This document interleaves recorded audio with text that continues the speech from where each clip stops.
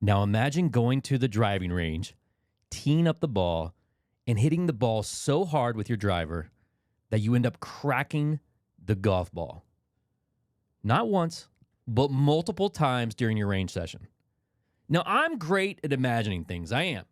But this one was hard for me to wrap my head around. This happens all the time to long drive guys. And by the way, side note, I think your penis should grow an inch every time you crack a golf ball because you deserve it.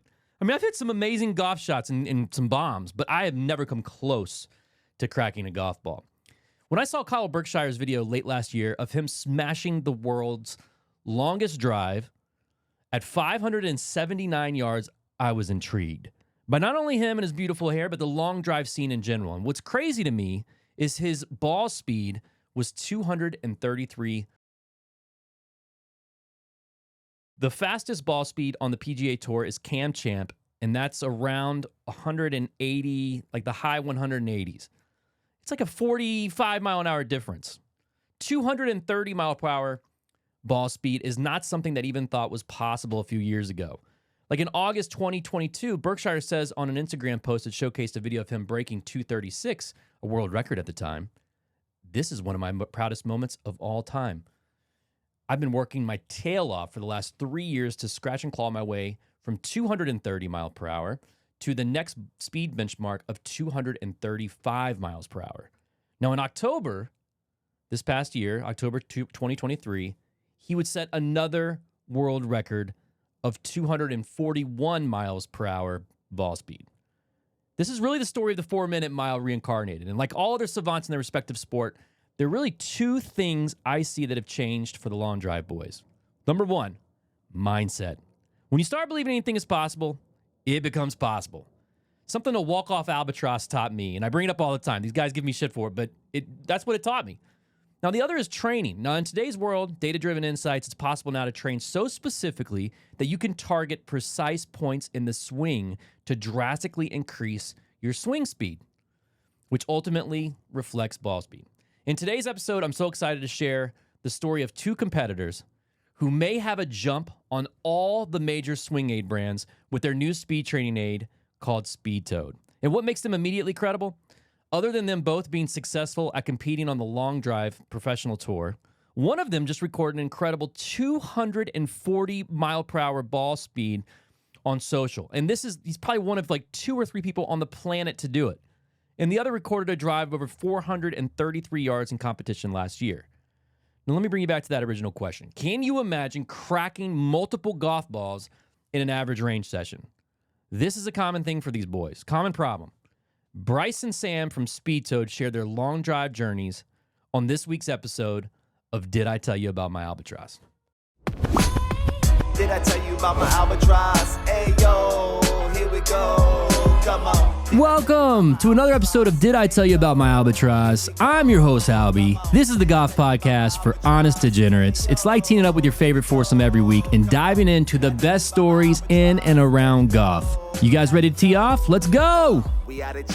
Man, I really appreciate you guys hopping on here. I wanted to reach out to you because, first of all, I've been following you guys on social for quite a while, and I just love what you're doing there. I mean, for one thing, just so you guys know a little bit about me, I am a swing aid guru. It's just my thing. I'm the guy at the country club that I have like 45 swing, literally I actually have 38. I counted them. I'm doing this new segment actually. It's ridiculous. I'm doing this new segment called Swing Aid Saturday where I'm going to break down all these swing aids that I have just in my garage and just give people my honest opinion because a lot of them are like snake oil.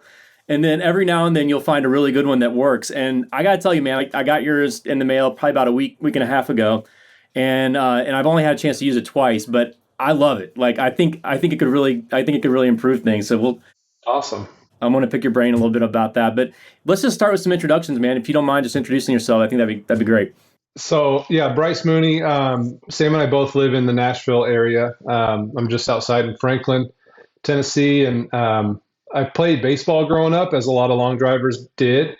And through college, played at University of Washington, Oregon State, and then I was a pitcher. My shoulder gave out, and so for the next 9 years after baseball, I decided to run long distance. So I ran marathons for 9 years.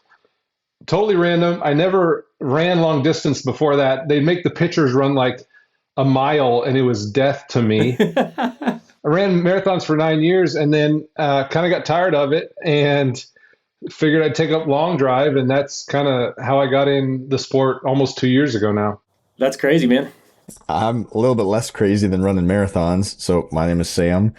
I played baseball when I was little and ended up getting sick and had some health issues. So I had to pick a sport that I had to play by myself, basically, whenever I wanted. I couldn't organize it around a team. So we lived on the golf course. So I started picking up golf and, shooting 120 the first couple times out. And then within the next year, I became a scratch golfer and made my high school team. And I golfed for a couple of years. I ended up getting to a +3 handicap, had the scholarship to play golf at college in a small little NAIA school, and then ended up having more health issues. So that kicked my butt again. And I took a hiatus from golf for like 5 years.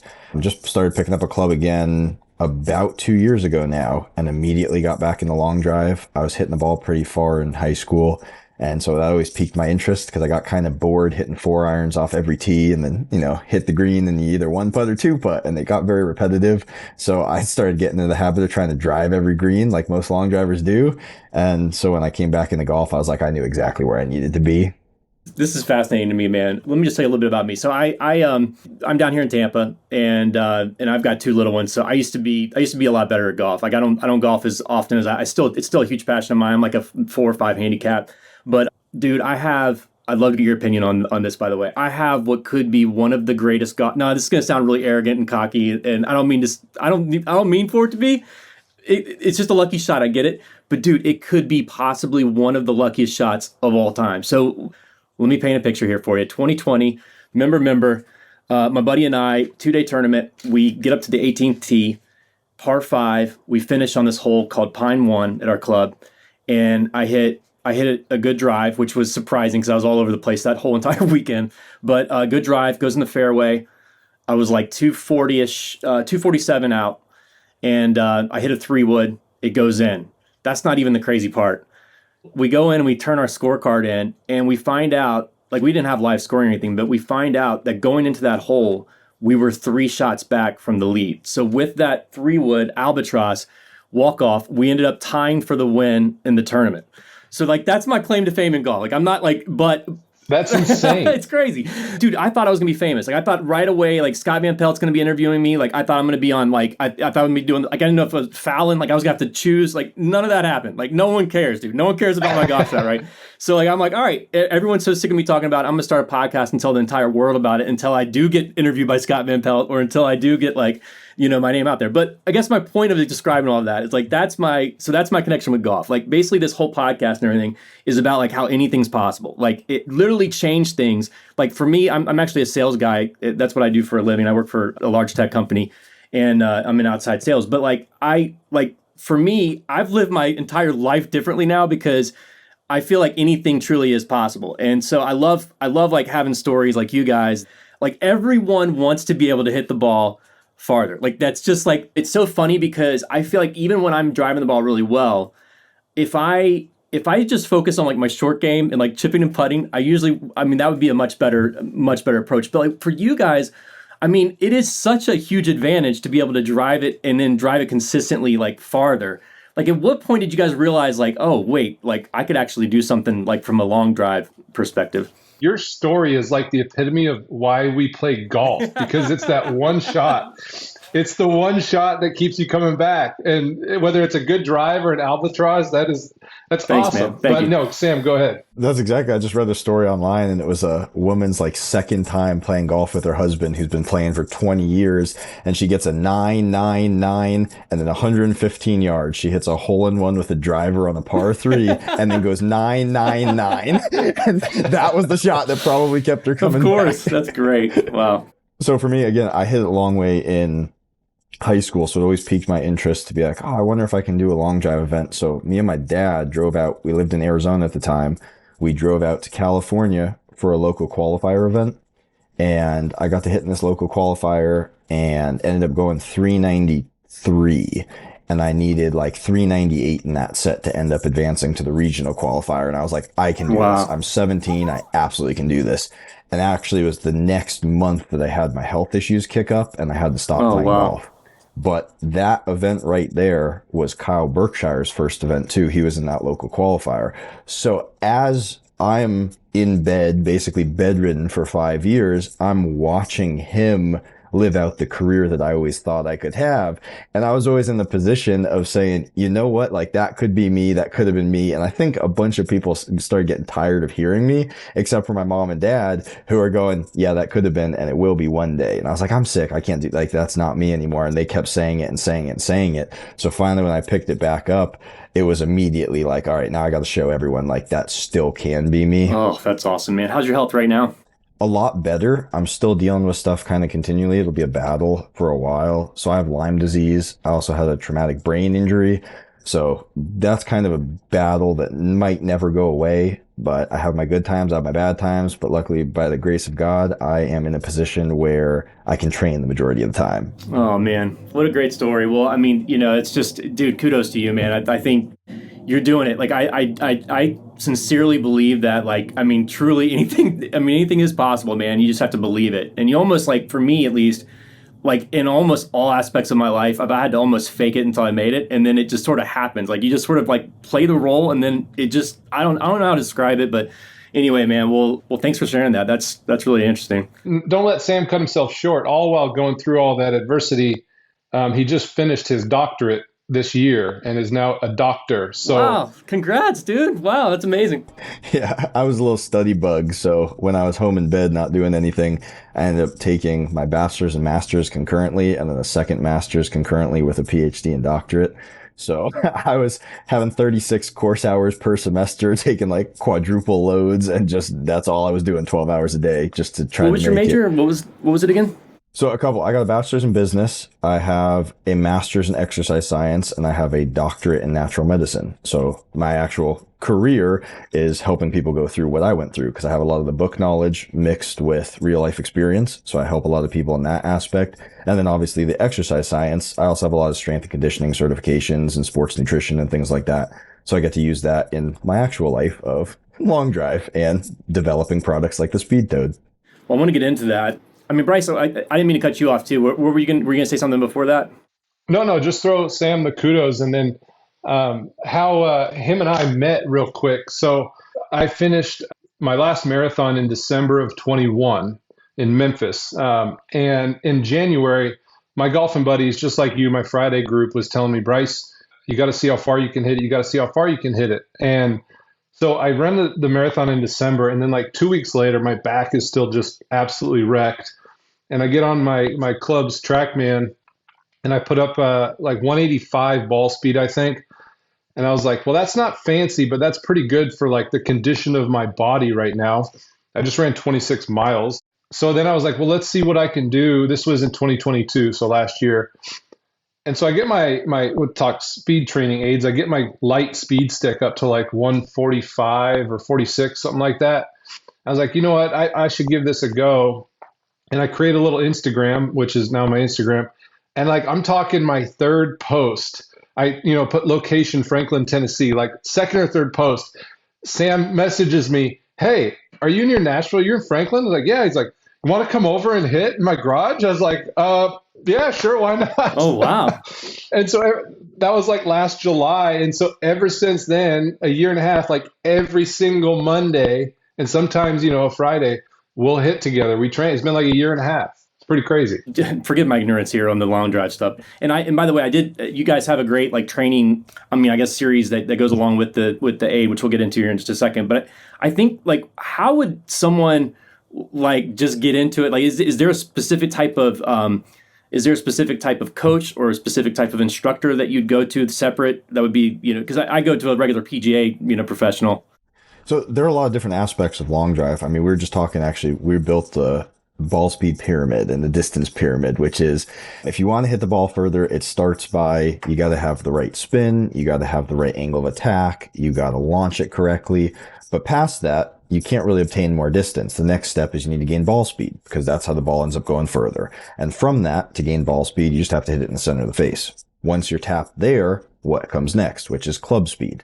So you can go to different coaches, normal PGA coaches, for the first one and for the second one. But for the third one, it kind of takes a special coach to start developing that. One of the benefits of us is we ended up doing this all by ourselves. So we didn't have a coach. We sat in my garage and we figured it out ourselves, and we looked at each other's swings and said, okay, well, you do this really well and I do this really well. Where's the disconnect in our swings? Like, how can I implement that in my swing and you implement this? And through training and practice and repetition after repetition, you start to develop more of a long drive swing, which is actually putting speed at the golf ball, optimizing flight a little bit. But the biggest thing is just overspeed training. So that's where speed training aids come in with the speed toad and swing really fast. And then just hitting ball after ball to prep your nervous system to move faster and more efficiently. I feel like that's probably one of my biggest problems, is because, you know, I'll hit a couple out of bounds, or I'll hook. Like I'm a hooker. I'm actually, so the other one of the co-hosts on our podcast, we call him Panda. We all go by our head covers. Like, this guy just had an amazing Panda head cover when I met him, and his name.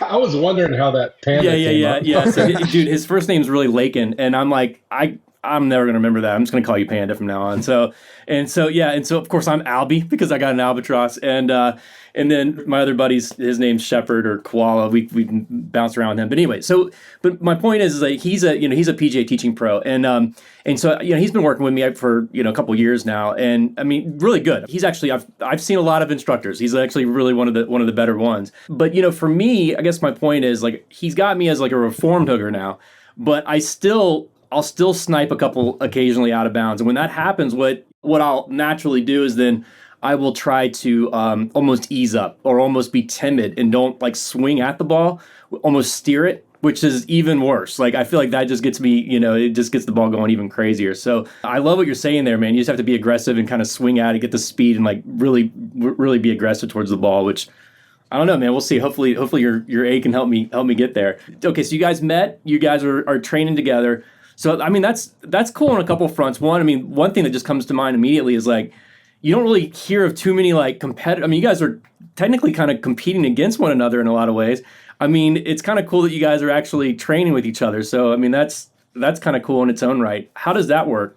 Well, I mean, I got to start by saying I got to jump in here. Hold on. Yeah, he's going to go there, but I got to give him the props first. We have faced each other twice in competition now, and I am 0 for 2. And every single Monday, I am faster than him. I hit the ball further than him, and he smokes me in competition every single time. So I'm 0 for 2 on that. There's your props, Bryce. Go ahead and say whatever.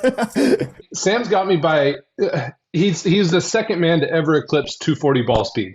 So there's literally only like 1 or 2 people that hit a golf ball faster than Sam in the entire world ever. Wow. He's got me by like 20 miles an hour ball speed. Holy shit. That's crazy. So when you step on the box in long drive with a guy that you know is another worldly faster than you, it's really easy to like press and try to swing outside yourself and do something you're not capable of doing. And so I have been lucky enough twice to just put a couple bunts out there right down the middle, nothing impressive. And then Sam just happened to go out of bounds those two sets. And so if he squares one up against me, that probably will end the streak, the winning streak I have, but I'm up to 2. I'll stand by saying that that's my brotherly love for him, that I let him have those, even though I didn't. I love that you guys train together. I mean, I don't know, man. It's just a cool story. Franklin, by the way, is that? Oh, I'm thinking of Manchester. I was like, because I've been to Bonnaroo a few times, and I couldn't remember where that was at. And I'm from North Carolina originally, and went to school up at Appalachian State in Boone. So I mean, I'll get over to Tennessee quite a bit, man. I love it over there. So what's the schedule like? I mean, when is the like when are you guys, like, I guess, like, when are the tournaments primarily, or is there, like, what's the season look like? This year was 10 events plus the World Championships. The first one was in Mesquite, Nevada in March, I believe, late March. And then there's usually about once every 3 weeks, there's a tournament all the way from Nevada, all the way up to Connecticut, down to Hobe Sound, Florida. There was actually 2 in Tennessee this year.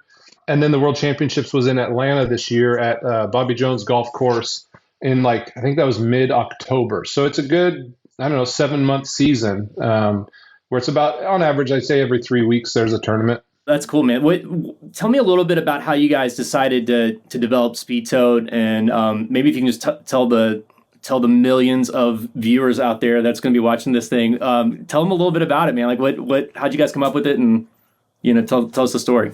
Well, I'll start with the idea of how it came about is we had, just like you, I mean, every speed training aid on the market, and we were training hard with them, and we were seeing a lot of progress in our speed training aids, and our drivers were not getting faster. And we were trying to figure out that disconnect of, okay, why is this green speed stick start swinging faster? Why is my lag shot getting faster? Why is all these different things getting faster, but my driver hasn't budged? And we started discovering the effects of how important it is to actually train with your golf shaft, because each shaft kicks differently, it flexes differently, and you have to optimize that in order to put speed into it. Whereas with something that's as stiff as a pole or some of these other training aids, you can get away with muscling it, not using your nervous system effectively, and ultimately not putting the speed directly at the ball. So it looks like you're getting faster, it feels like you're getting faster, but all of a sudden you're still not swinging faster nor hitting longer drives. So that's kind of where the idea came up of how can we effectively underweight speed train with our own driver shaft. Yeah, that underweight piece is we identified early this year. That's the huge piece is when you go underweight and that speeds your club head and your swing up, that gets your nervous system and your muscles and your fast twitch system moving faster. It gets used to moving faster. And so once let's say you're at 125 miles an hour club speed and you throw a speed toad on there and you're swinging at 130, that literally teaches your body to move 130 miles an hour. So then you throw your driver back in your hands and 125 becomes 126 because your brain and your body just moved 130. So it speeds up that process instead of just sitting there with your driver trying to crank out 1 mile an hour. It teaches your body to move faster. And that's kind of where we realized that underweight piece was huge. And then to Sam's point, what kind of driver do you swing there? I've got the Paradigm. Paradigm. There you go. That's what I'm swinging. And with the shaft that you got fitted for that setup, that shaft works with your swing. It flexes the right amount at the right time in your downswing to maximize accuracy and speed. And so, Sam mentioned we were swinging those stiff speed sticks and we were getting faster with those, but not with our drivers. And so literally it started in like March. I went to Home Depot and bought like 45 washers and the longest screw. We didn't know drivers weigh about 195 grams. We didn't know, is 80 grams the right weight for this thing? Is 210 grams the right weight? And so we just kept stacking washers on and taking them off and finding the right weights that we liked that resulted in, fast enough speeds to activate your nervous system, but not too light to where it's not activating the shaft. If the shaft's not flexing like it does in your golf swing, well, then it's not mimicking. And so we kind of did the prototype testing there for months. And once we found that 140 gram weight that was ideal, then we kind of took it to that next step and found someone to make us an actual prototype of, aluminum. So wait a minute. So you're telling me that you guys have only known each other since last July? Is that what you said? I think so, right? Wow. And you've already come out. So this is crazy. So you've developed a product and then you've already you're bringing it to market. I mean, it's live. So, I mean, you guys did all that since last July. Yeah, a lot of the practicing and trying to figure that out was this year as we went into our off season after we both competed in the World Championship last year in 2022, and both were like, this is going to be the year of speed. Like, we need to set goals for ourselves that we think are out of reach, and we're going to achieve them. So we pushed hard, and with that, you're pushing hard with all the tools that other people are selling, and some are using, some are not using them, and that's where our product's so good is that we spent all year training with it. We both trained with it today, actually, and we actually use our product. And that's why it's so effective and why we've had such great results. I love that. At what point do you so, I mean, let's just say that, someone like myself, I start using it consistently and I'm seeing an increase in swing speed. At what point, do I need to go get remeasured or recalibrated, shaft wise? It all depends, on where your swing speed's at and how your accuracy is, because every swing is so different that there are people who can get away swinging really, really fast with a regular flex shaft and others that need more of a stiff setup or an extra stiff setup. It all kind of depends on your goals and more so on spin, ball flight, launch. That's where shaft optimization really comes in play, is what you're doing on the course, what that ball flight looks like, and then how you can tweak that ball flight. Because you can tweak ball flight by lowering loft on the driver, changing the weight setup in the driver, or you can do it by a different kick point in the shaft or a stiffer setup. There are a lot of different ways. So it really just depends on what you're doing on the course. And if there's something you don't like, then it may be time to look at a different shaft. I think the first thing you'll notice is the spin thing that Sam mentioned. If you have your Callaway set at +1, if you're adding a degree of loft, for example, and as you gain speed, you're creating more friction and speed at the golf ball, which is going to cause it to spin more. And so the first thing, you gain 3, 4, 5 miles an hour club speed, and all of a sudden your drives are kind of ballooning up. I think the first thing most people are going to do is turn that cog down 1. Instead of adding a degree of loft, play it as stated, and that brings the spin down, and also you get that extra distance because you're spinning it in that 2,400 range instead of maybe up to 3,000. That spin usually is that indicator. How many more yards is this like per mile per hour faster? About 3 yards. Oh, wow. Okay. Give or take, if all things are equal. Obviously there's launch conditions and spin and all that, but 1 mile per hour is going to be about 3 yards. Okay, and then what kind of golf ball do you guys use? This is just kind of fascinating, especially with all the stuff going on with the rollback and everything else. I want to get your opinion on that, by the way. But my thing is, like, now it's even more important to get your swing speed up, because that's going to be, like, to me, it's going to play an even more important part of the game, like, later on. But I don't know. And plus, I know that I guess I'll give you my 2 cents on it too. It's like, I have a feeling it's going to probably change between now and, I think it's 3 or 4 years before it even goes into effect, which to me is like, I feel like that's going to change between now and then.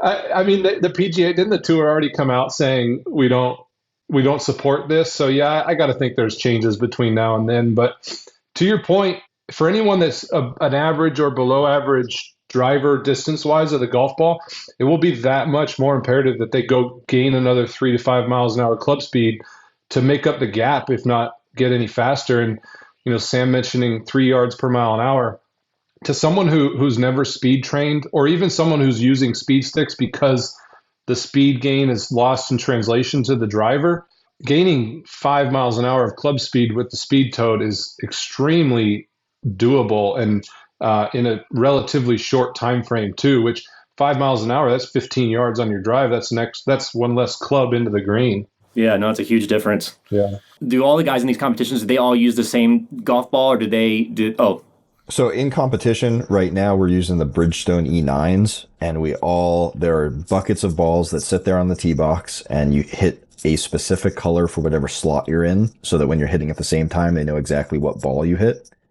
And we all hit the same ball. That ball gets hit one time in competition, then gets put on the side for a range ball. And so you're all hitting brand new balls and everything. Now, when we're pushing ball speed records or something like that, you'll see some guys hitting other balls. So like left dash is a really popular one, because that's pretty much the fastest ball in the world. Is it really? It's, from our testing, that's been significantly fast. There's also a company out in Germany, I believe, which is called a Noble golf ball. Some guys like to use that. Most of my ball speed records come with the left dash. Same with Bryce. Wow, that's so cool, man. One thing about long drive, if you don't follow it, you hear a bunch of stories. All the equipment that we're using in competition is USGA conforming. So the Bridgestone E9 golf ball is a USGA approved golf ball.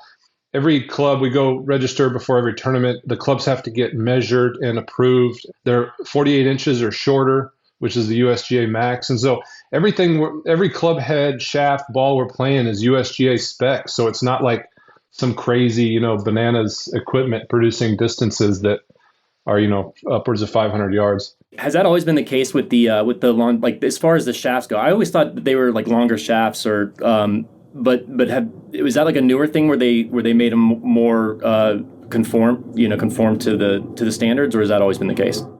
I'm not sure when they did that. Sam, do you remember? It was a while ago, actually. It's been 48 for a while, but back in like the 90s, you'd see guys swinging like 52-inch driver shafts. In the early 2000s, I think they changed it down to 50 inches, and then it was definitely more recently in the 2010s, I believe, that it became 48, and they started doing USGA because people would start talking about how it's two different sports. And while it is very much so two different sports, we have setups that Rory could go hit on the course this weekend, and it would be completely legal for him to do. Not optimal, but it's definitely legal. I mean, I just didn't know, but like this also shows my age, because I think I'm 43, and I always thought that was still the case. I didn't realize that I'm actually a lot more impressed now that I know that. And then also, it's kind of crazy that you guys are now. I mean, you guys are breaking records. Gives you a testament to the speed training. I feel you guys are breaking records, even though your shafts are shorter now than they were back then. You think that they would actually have the equipment advantage, back then. So it must be the swing speed that you guys are. It must be the training that kind of goes into it. I would assume. It's definitely a combination. Obviously, there's advancements of technology, better shafts, lighter shafts, better club heads, better golf balls, all that stuff too. But back then, they also measured club speed. So we can just range it based on club speed. And back then, I mean, in a world championship, fastest type guys, you'd see probably like 155 club speed, and that would probably topping out at the highest. And now, like the top guys are in the mid 160s, closing in on 170, depending on what machine you're on. Wow, that's crazy, man. That's so cool. So then, what's the name Speed Toad? Tell me about how'd you guys come up with Speed Toad? So, I mean, we were hitting in his garage on a Monday, and we were like, you know what? We'd been training with the prototypes we had built, and we didn't even know if we wanted to like bring it to market or sell it or just continue training. And then I said, what are we going to name the thing? And I mean, within a minute, out comes Sam's mouth, Speed Toad. And I was like, that's pretty good. And we sat on it for like a month trying to think of something better, and never came up. And the logic behind that was it sitting on top of the golf shaft looked like a mushroom head. And from back in my days of playing Mario Kart, it looks like Toad from Mario Kart. And if you get a mushroom in Mario Kart... Back from my days from being at Appalachian State, it looks a lot like a mushroom, I'll be honest with you. Yeah, sure. In Mario Kart, you get a speed boost when you have a mushroom. So let's get a mushroom in real life, get a speed boost, and the Speed Toad was born.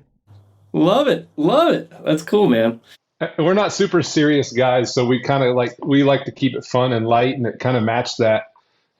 Just kind of fun and light, nothing too serious. Well, thank God, because I'm getting ready to ask you some really random ass questions that I ask everyone on the podcast. That if you were serious, you'd do a Sam, and you'd probably bounce on me. But and that's okay if you do. It's okay if you do. All right. So the question, one of the questions I always ask everyone is, can a human being eat a golf ball, swallow a golf ball, basically, and live? Yes. I'm going to say yes, because that Kobayashi guy hitting down in hot dogs was out of this world. What's his name? Joey Chestnut too. Yeah, the hot dog guy comes up quite a bit. Yeah. I've probably asked 100 people this, guys, and it is split down the middle. It's 50-50, and I go back and forth with it. I don't know the answer. I don't really know. This came up because I told on one of the podcasts, I told Panda that if we get 150,000 subscribers on our YouTube channel, we're pretty far away from that still. But I will never tell the albatross story again.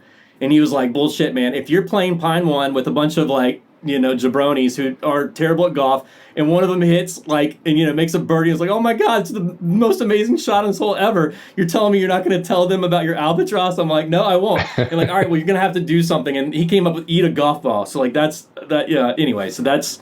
The more I think about it, the extraction process concerns me more than the ingestion. So the extraction. My thinking on that is it takes a very specific person, and I think there's a high chance of the population eating a golf ball. They're going to die. There's going to be some impaction there. But with certain people, I think it can probably move through their digestive system. Obviously, we have harder and more crazy digestive systems than dogs, but man, dogs can eat anything and it goes through them. So while we got a little bit more twists and turns that we have there, I think it might be possible that somebody would live through that. Yeah, we got a doctor on here. We got a doctor on the call. He can give us the expert. That's true. I know. I'm just thinking that too, man. Opinion, not telling anyone to do it, is I think there's a few people that could live. I think a lot of people, if they try and listen to this podcast and eat it, first off, they shouldn't be listening because they're not smart enough to hear what we're talking about. But right. I think there's a lot of people who end up in the hospital with something impacted that they'd have to get out. Yeah, I mean, my thought is you're probably gonna if you can get it. I would worry about choking. You're gonna probably suffocate. But then again, people swallow swords. And also you've got, Shaquille O'Neal. That dude's got a big everything. He's got a big esophagus. So I'm assuming, I don't know. be like eating a peanut for us. Check out, I don't know if you've watched America's Got Talent, they have the professional regurgitator on there, and he can swallow anything. If you haven't seen that, for everyone, look it up. That dude's crazy. He can swallow blades, cut things in half. He can open locks in his stomach. He's a guy that can swallow. He swallowed a pool ball. Open locks in his stomach? Look it up. He's swallowed pool balls. It's a good watch. You got to watch him. Wow. All right. So I got a couple things to research. Left dash, that's first and foremost. Then second. Titleist Pro V1 left dash. If you never hit one, Yeah. it's a Titleist Pro V1. It's got literally, it just has a left dash, and if you never hit one, when you hit it, it feels like a rock. It's hard.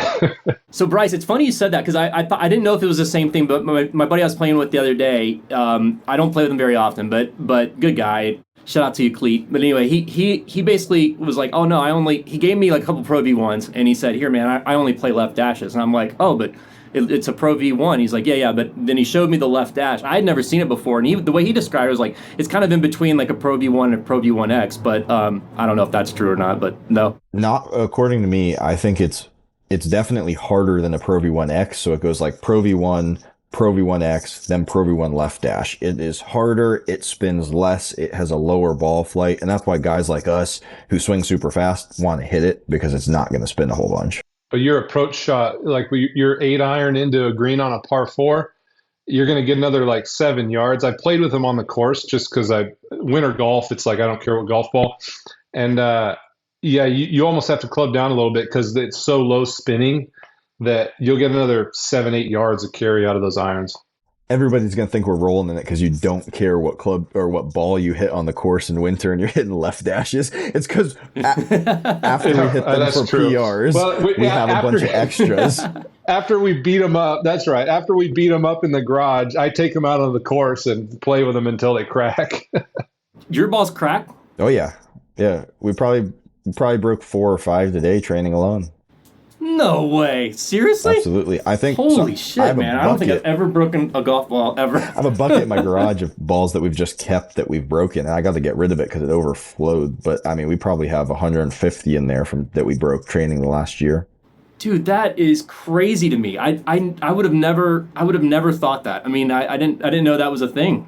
I mean, I compress the ball, but like I guess I don't really compress it compared to you guys. That's insane. We found like the sweet spot of like the ball. We have to, you know, the life of every different type of ball until it starts breaking as far as how many swing counts.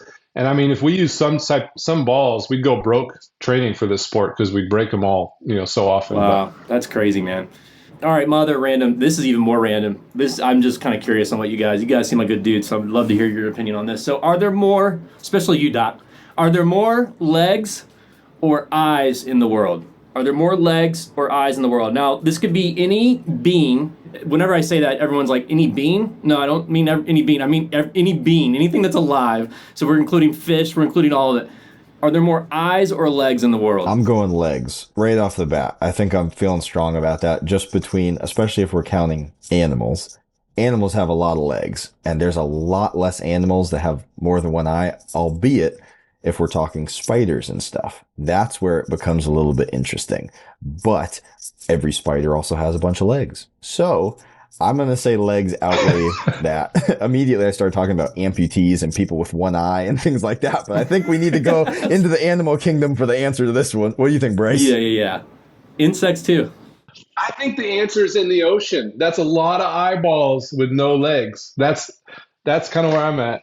Yeah, fins don't count. I'm with you. I'm actually with you, Bryce. I don't. The terrible part about this question is I don't have an answer. Like I feel so bad when I ask this because it like just drives people insane because it's been driving me crazy ever since I heard this question. And I'm like, you know, but yeah, I think I'm with you, man. I think there's so many fish out there that we don't even really know about, right? That you know they don't have legs, but there are a lot of. I mean, I can see both sides here, man. It drives me nuts. I mean, centipedes are legs for days. How many centipedes do you think there are? That's 100 legs for a lot of them. Plus, that's true, but are we counting tentacles for octopus? Yeah, that's true too. But what about the wolf spider? Tentacles, I don't know, man. I don't know if we can count. Are those legs? I guess they are legs, sort of. I don't know. I mean, they're tentacles, so. Yeah. But, you know, then the wolf spider. Someone blew my mind. They said, you know, the wolf spider has like, I don't know, like 60 eyes or something crazy. So like, I don't know. Who knows? I might change my answer then. I'll tell you what. You go count them all. Go swim in the ocean, start counting them. Come back and tell me if I'm wrong.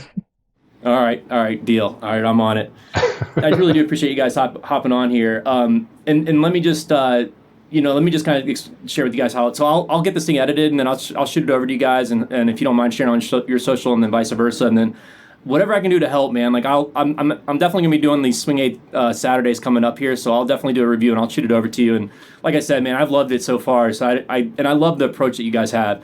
I just love anyone that like has an idea or a dream and chases it. And I love that you guys kind of came together and are going after it, man. Like, kudos to you. Thank you. Appreciate it. I think all three of us have that in similarity as far as just chasing dreams. And if you have an idea, go for it. Did you get the speed program that came with the Speed Toad? I think so. Actually, I mean, I haven't seen it. If so, is it separate, or is it something that I need to subscribe to or something? So it was on a QR code in the box, but I'll email you the link. It basically walks you through all the way up to 44 weeks, depending how intense you want to get with your speed training. On every week, here's what to do and all the drills. So I'll send you that link, and then I would love to see you gain 5 miles an hour like that. And so as you have questions, as you follow that, shoot us a note, man. We'd love to help you out and give you tips and pointers or answer questions you might have. Yeah, I might take you up on that. I mean, and I saw that you guys were asking, maybe you guys even offer it, but as far as like, I got the Flight Scope Mevo Plus. Will that tell me swing speed? Not on dry swings. It will tell you on club speed when you're hitting a ball, but we also have on our website a PRGR, which is probably what Bryce just grabbed. Yep. Oh, okay. All right, cool. Have you seen these? So these, in my opinion, it's the best bang for your buck. Flight Scope's great too. It's $230, and Super Speed sells them. Stack System sells them. They measure, like Sam said, they measure the dry swing speed when you're not hitting a golf ball. So it'll tell you club speed.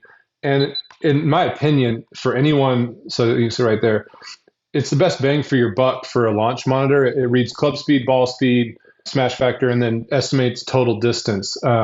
So anyone saying like, I want a launch monitor, but I don't want to fork over dough, like this works really well for speed training and at the range. Oh, I'll buy it. I mean, I'm sorry, I buy, dude.